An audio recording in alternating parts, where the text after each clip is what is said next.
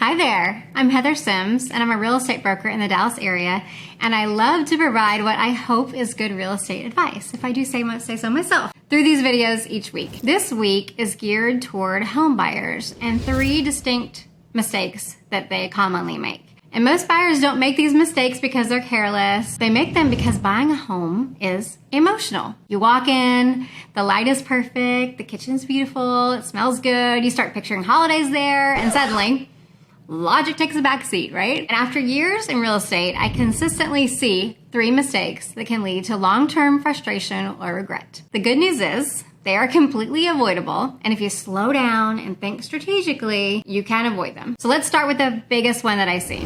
Number 1 is choosing the wrong location. You can renovate a kitchen. You cannot renovate the street. And I say that all the time because it's true. Buyers fall in love with finishes, countertops, flooring, paint colors, and they often overlook the bigger picture. Things like, how close are you to things you use every day? How close are you to your job? How close you are to your family? And also, what is surrounding the home? Is that empty field behind the house going to stay that way, or is it going to be a truck stop? Right? You want to know if it's going to be a truck stop, for sure. The impact of location cannot be overstated. It affects resale value. It affects your daily enjoyment level in your home. It affects your daily stress level, especially after that 1-hour commute. One way to and from the office every day? Who wouldn't be stressed, right? Commute time matters more than you think too. A fun little fact that I'll share is that an extra 12 minutes twice a day becomes almost 100 hours a year in your car. Yikes! And here's something important too. Even if you don't have kids, school districts matter. They affect resale and buyer demand down the road. When you're evaluating a home, I always tell buyers, stand outside, be quiet, and listen. Drive the neighborhood at different times of the day.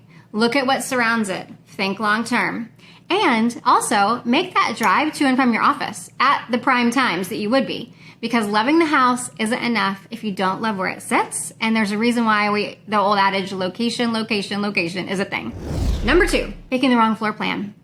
So here's something to remember. You live in the layout, not in the finish out.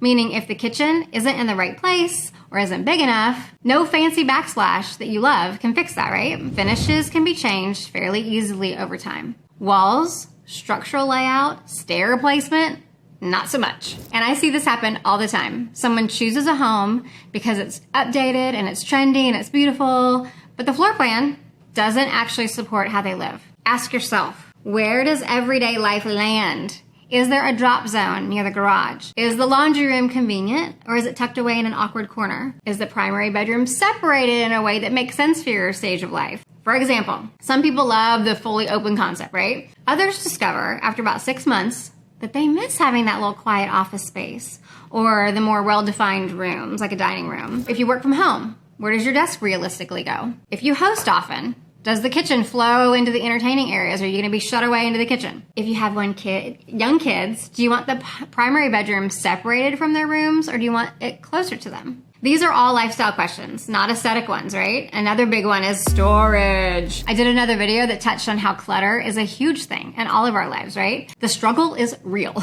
And in homes that are for sale, storage is often an afterthought. It doesn't photograph well. It's not exciting, but insufficient storage becomes super frustrating very quickly once you move in. So before you get swept up in how a home looks, walk it slowly. Imagine what a normal Tuesday in your life would feel like there. Where do all your clothes go?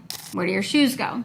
Where does the mail pile up? Where do purses and keys and backpacks land? The bottom line is that the floor plan and whether it works for your life is huge, and it's a hard thing to change. And a gorgeous home with a frustrating layout gets old really fast. Those 2 mistakes, location and floor plan, are the 2 really, really big ones. But here's another one I see a lot, especially with older homes, and it's my number 3.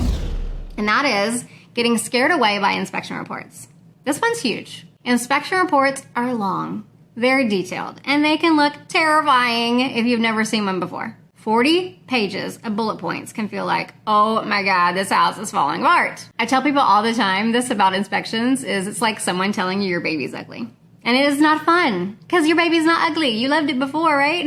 But here's the reality. Almost every home, even new construction, will have something. Inspectors are trained to document everything. Loose toilets, minor cracks, GFCI outlets, nail pops. But the key is understanding the difference between cosmetic issues, deferred maintenance, normal aging, and actual big ol' red flags. A 10-year-old roof showing a little wear or minor hail damage, normal. Hairline foundation cracks in North Texas, extremely common. A small plumbing leak under a sink, very repairable. But there are major systems that need to be in good shape. Those are foundation, roof, plumbing, electrical, HVAC, which stands for heating, ventilation, and air conditioning. If those things have big issues, then we have big issues. An inspection is a tool, and it's part of the process, and it's your due diligence to figure out if you want to move forward with buying the home. It gives you clarity, and it also gives you negotiating power. We like that. We like to sometimes negotiate repairs. We like to negotiate credits, and sometimes the seller fixes those items before closing. Sometimes we walk away because there's big issues. But walking away from a good home over a $300 repair or even a $1,000 repair